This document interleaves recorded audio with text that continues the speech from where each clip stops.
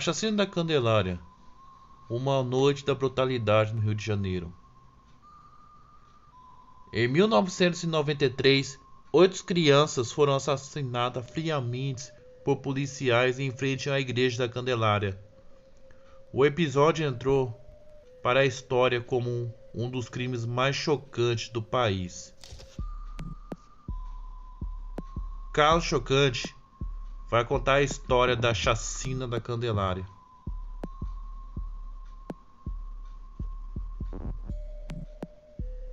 Então, vamos pro caso. A noite no dia 23 de julho de 1993, no Rio de Janeiro, foi marcado por um dos maiores cenários de terror que o Brasil já viveu. 2 carros pararam em frente a uma das igrejas do centro da cidade e começaram a disparar armas de fogo. O alvo? Meninos moradores de rua que tinham entre 11 e 19 anos. As vítimas foram pegas de surpresa enquanto dormiam e morreram sem nenhuma chance de defesa. O caso entrou para a história como a chacina da Candelária.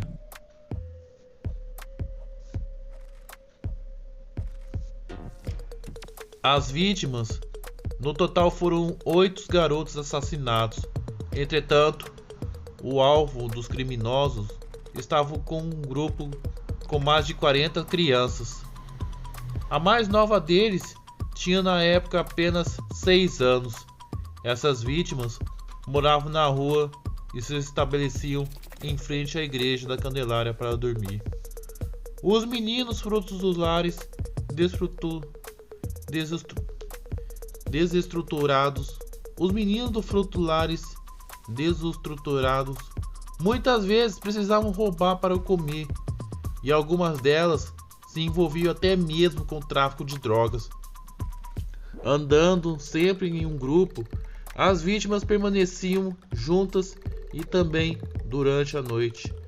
No momento da chacina, alguns morreram dormindo e outros enquanto corriam tentando fugir, e ainda 2 corpos foram encontrados executados em uma área abandonada próximo ao Museu de Arte Moderna, no Aterro do Flamengo.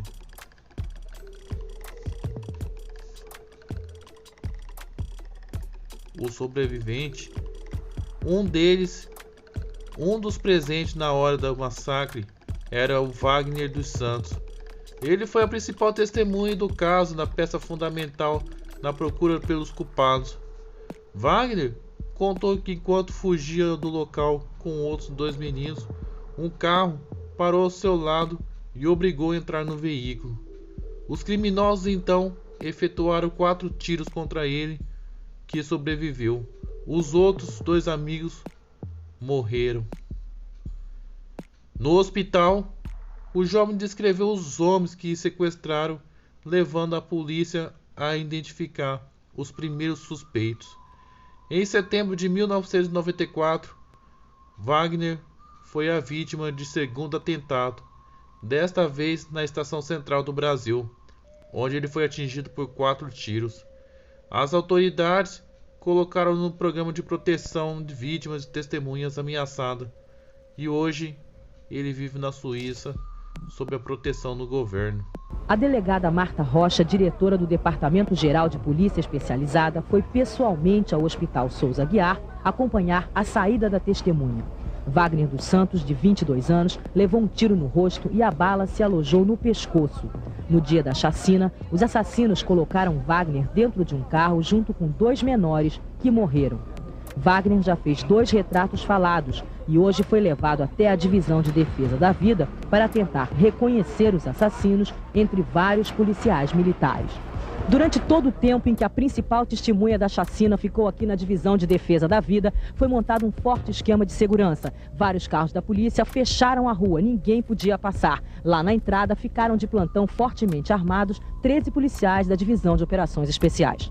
Só no início da noite, 3h30 depois de ter chegado a DDV, Wagner dos Santos voltou ao hospital. Durante o reconhecimento, ele precisou de mais soro. Uma médica ficou ao lado do rapaz o tempo todo. Logo em seguida, chegaram à divisão de proteção à vida 4 menores. Eles estavam com o rosto coberto. Eles também foram chamados para ajudar na identificação dos policiais, que ainda não saíram do prédio da polícia. A delegada Marta Rocha ainda não informou oficialmente o resultado do reconhecimento, mas segundo um dos assessores dela, Wagner dos Santos identificou 2 policiais. Os meninos vieram até aqui para confirmar o reconhecimento dos assassinos. Um juiz já foi chamado para decretar a prisão. Os assassinos, a investigação guiada pelo retrato falado, oferecido pelo sobrevivente, identificou 7 policiais militares como suspeito. No entanto, os 3 deles foram inocentados. Um deles foi morto durante o processo, possivelmente por queima de arquivo, e os outros 3 foram acusados e considerados culpados. São eles: Nelson de Oliveira dos Santos da Cunha, Marcos Vinícius, Emanuel Borges e Marcos Aurélio de Dias de Alcântara, muito conhecido como Sexta-feira 13. Apesar de terem recebido sentença variável de 20 a 300 anos de prisão, todos os 3 foram soltos antes que completassem o período mínimo. Marcos Vinícius Manuel Borges está atualmente foragido e ele cumpriu 18 anos dos 300 ao qual foi condenado. O motivo da chacina é visto como resolvido para a justiça brasileira. No dia anterior ao massacre, os policiais efetuaram uma prisão de 2 meninos, os amigos, que jogaram pedra em direção dos policiais, sendo que uma delas quebrou o vidro da patrulha. E no 5º Batalhão da Polícia Militar, as mortes seriam uma vingança pelo ocorrido. Porém, quem acredita que o crime estava ligado ao tráfico de droga, já que o 5º Batalhão da Polícia Militar do Rio funcionava como um esquadrão da morte, que também traficava drogas, e mortes seriam um acerto contra os outros meninos ligados ao sistema. O nome dos mortos da chacina de Candelária: Paulo Roberto de Oliveira, de 11 anos, Anderson de Oliveira Pereira, de 13 anos, Marcelo Gândio de Jesus, 14 anos, Valdevino Miguel de Almeida, de 14 anos, Gambazinho, 17 anos, Leandro dos Santos de Conceição, 17 anos, Paulo José, de 18 anos, e Marcos Antônio Alves, de 19 anos. Nós falamos ao vivo do 2º Tribunal do Júri no Fórum do Rio. Neste momento, o juiz José Geraldo Antônio está começando a ler a sentença do soldado Marcos Vinícius Borges Emanuel. Na forma do artigo 14, 2, 5 vezes, todos combinados com os artigos 29 do Código Penal. Para todos os crimes, o Conselho de Sentença reconheceu a atenuante prevista no artigo 75, 2, letra D, do Código Penal. Subsumindo-se as diretrizes dos artigos 59 e 68 do Código Penal, passo a aplicar a pena. Todas as condutas incriminadas atribuídas ao réu incidem no mesmo juízo de reprovabilidade. Portanto, impõe-se uma única apreciação sobre as circunstâncias judiciais enunciadas no artigo 59 do Código Penal, a fim de evitar repetições desnecessárias. É indiscutível que a culpabilidade, no seu significado normativo e como juízo de valor, constitui-se no fator preponderante para estabelecer uma justa e adequada resposta penal. A hediondeia dos fatos imputados ao réu, norteados pelo infamante propósito de exterminar menores socialmente marginalizados, a forma cruel como foram eles executados, quando as vítimas indefesas foram colocadas diante de uma expectativa inapelável da morte, as consequências irreparáveis advindas, inclusive para as vítimas sobreviventes, que terão de suportar para sempre os traumas vividos naquela madrugada de terror e barbárie. Tudo isso conduz, inevitavelmente, ao mais profundo juízo de reprovabilidade. Esses fatos que negam a própria racionalidade humana e agridem a consciência jurídica universal justificam a aplicação da norma sancionatória básica no seu grau máximo. Aqui perde qualquer relevância à primariedade do réu, visto que as práticas de fato destes jair revelam uma personalidade violenta indisciplinada de um mínimo sentimento de solidariedade com total desprezo à dignidade e à vida do homem. Nessas condições, a única resposta penal capaz de atender aos princípios da necessidade e suficiência para a reprovação e prevenção dos crimes esculpidos no artigo 59 do Código Penal e para os quais o réu concorreu livre e conscientemente, conforme reconheceu o Conselho de Sentença, é a pena máxima. Fixo, pois, a pena base para os delitos reconhecidos pelo júri da seguinte forma: para o crime de lesão corporal de natureza grave, 5 anos de reclusão.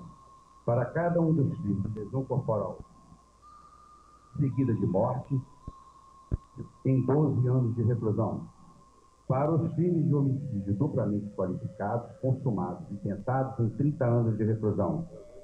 Desconsidero a atenuante da confissão espontânea, reconhecida pelo Conselho de Sentença, porque não pode prevalecer sobre as agravantes reconhecidas no veredito, assinalando que uma das qualificadoras dos homicídios são inseridas como agravantes genéricas segundo o entendimento pacífico da jurisprudência. Aos homicídios tentados, aplico a redução de 1/3, diminuindo a pena para 20 anos de reclusão. Esta redução é feita no patamar mínimo porque a realização incompleta do tipo não se vinculou a uma interrupção do inquérito, que percorreu todas as suas fases com a execução dos atos necessários à consumação dos crimes. Finalmente, por força do artigo 69 do Código Penal, totalizo as penas em 309 anos de reclusão, correspondendo a um crime de lesão corporal de natureza grave, a 2 delitos de lesão corporal seguido de morte, a 6 homicídios duplamente qualificados e a 5 tentativas de homicídios duplamente qualificados, tornando-se esta a pena definitiva. Condena ainda o réu a pagar as custas do processo. O regime prisional é o fechado. Recomende-se o réu na prisão em que se encontra, porque lhe nego o direito de recorrer em liberdade. Transitado em julgado, lance-se o nome do réu no rol dos culpados e espécie de carta de sentença, publicada nesta sessão plenária, intimados às partes, registros e comunistas, Rio de Janeiro, em 30 de abril de 96. Bom, aí está a decisão do juiz José Geraldo Antônio, que condenou Marcos Vinícius Borges de Emanuel a pena de 309 anos de prisão.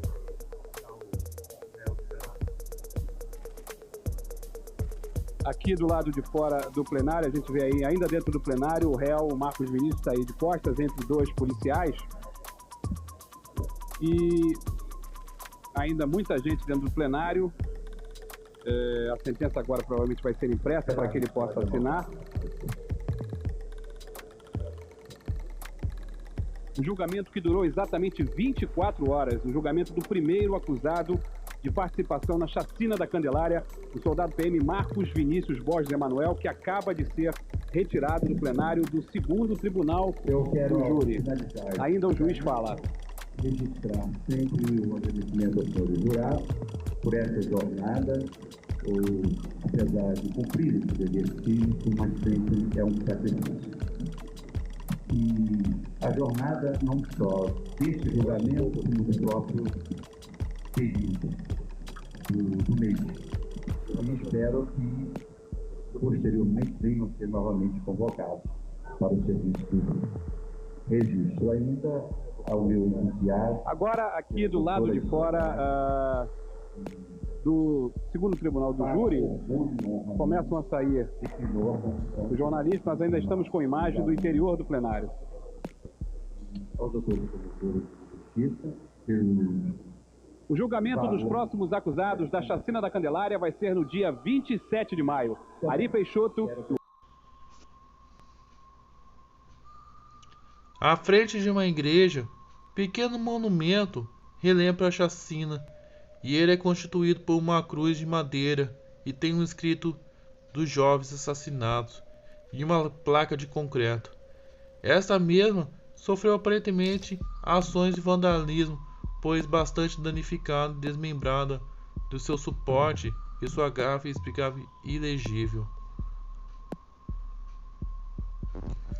Porém, a história não acaba por aqui. No dia 2 de junho de 2000, exatamente às 2 horas da tarde, ocorria no Rio de Janeiro um dos sequestros à mão armada que chocaria o Brasil. O ônibus que fazia a linha 174 Central Gávea foi rendido na região do Jardim Botânico pelo criminoso Sandro Barbosa Nascimento, de 21 anos, que também era um dos sobreviventes da chacina da Candelária. Enquanto estava no ponto de ônibus, ele havia dado um sinal e adentrou no ônibus vestindo uma bermuda e uma camiseta e com um revólver 38 à mostra. Rendendo todos os passageiros presentes, Sandro pulou a catraca e se sentou em uma das janelas. 20 minutos depois, após o coletivo ser detido, um dos passageiros conseguiu avisar uma viatura da polícia que passava na rua. E logo o transporte foi interceptado por 2 oficiais. Nesse momento, o motorista e o cobrador de alguns passageiros conseguiram escapar, porém 10 acabaram permanecendo como reféns pelo criminoso. A primeira a ficar na mira na arma de Sandro foi Luciana Carvalho, que foi levada até em frente do veículo e obrigada a dirigir o ônibus antes que o bandido efetuasse o primeiro disparo em direção ao vidro coletivo. Com sua atitude foi com o intuito de amedrontar todos os fotógrafos e cineastas que estavam presentes no local. O primeiro refém a ser liberado foi o estudante de administração Williams de Moura, sobrando apenas mulheres no transporte. Após, Janaína Neves foi rendida e forçada a escrever na janela com um batom as frases: "Ele vai me matar, geral, às 6 horas. E ele tem um pacto com o diabo." A mulher também sofreu um dos momentos de maior tensão de todos os crimes, quando foi coberta com um lençol e sua cabeça aí disse que iria contar 100 quando terminasse, iria matá-la, mas quando acabou a contagem fez com que ela se abaixasse e fingiu atirar na mulher para utilizar como uma ameaça para a polícia. Todos os acontecimentos eram transmitidos ao vivo pelas principais emissoras por todo o país. A presença da imprensa fez que o Barbosa utilizasse as câmeras para transmitir suas ameaças, aterrorizasse cada vez mais todos que presenciavam a cena do crime.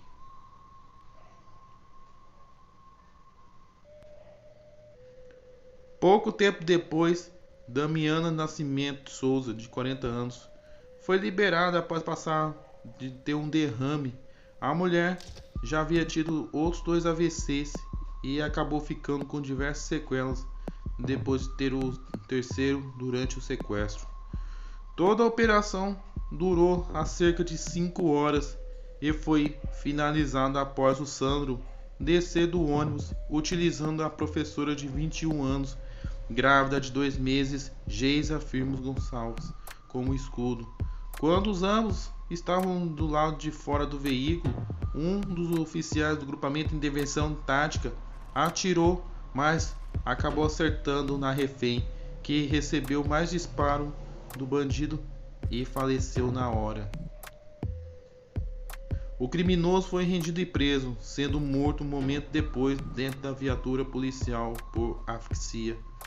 O caso inspirou o filme Ônibus 174, lançado em 2002 com a direção de José Padilha, que conta um pouco sobre a infância conturbada de Sandro.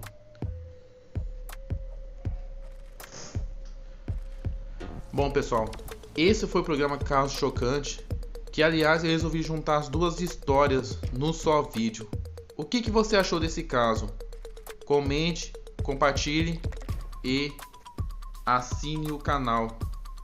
Até o próximo programa. Casos chocantes.